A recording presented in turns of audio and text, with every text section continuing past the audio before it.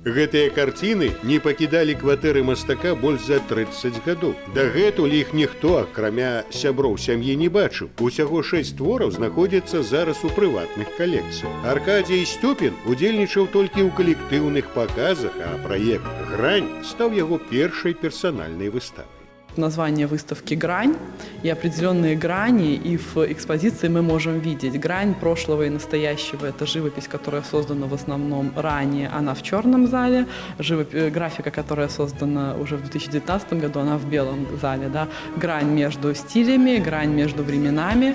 У экспозіцыі 88 работ, з іх 48 гэта алейны жывапіс. Большасць графічных карцін мастак стварыў у 2019 годзе, калі даведаўся, што выстава адбудзецца. Пры гэтым майстра хворы на глаўкому. Гэта пэўным чынам абмяжоўвае яго ў тэхнічным плане, але не ў творчым.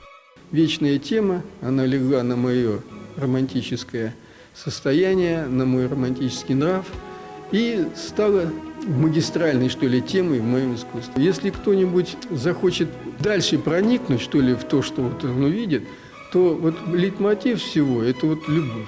Наведаць выставу можна до 9 лютага, а ўжо ў суботу і нядзелю о 12 гадзіне запланавана аўтарская экскурсія.